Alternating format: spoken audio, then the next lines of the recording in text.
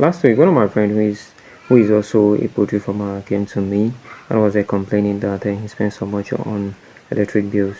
So I gave him some advice, some brotherly advice that I'm also using.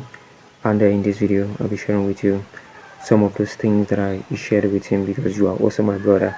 One of my next desire for you as my brother and as my sister is for you to make the maximum profit that you need to make.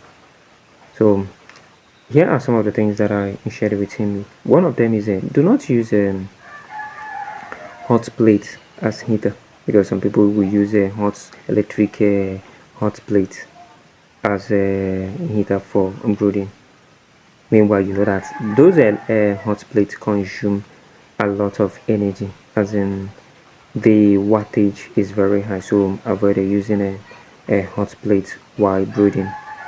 The best for me is a charcoal, because you don't pay bill, you only buy just small amount of the charcoal, unless you don't know how to economize the charcoal.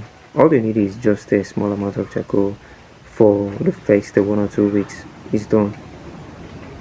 Instead of complaining about the electrical bills, you can switch to use charcoal.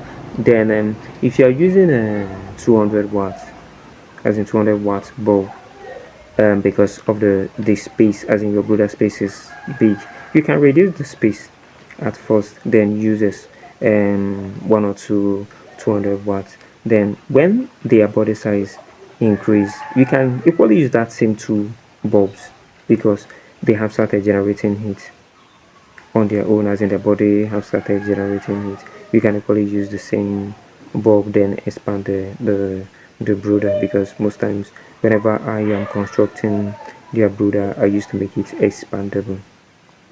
So, and another thing is if you're using charcoal, you can equally use a low consumption bulb. That's a energy bulb, like we do call it in Nigeria. In some part of Nigeria, we call it a energy bulb, as in those low energy consumption.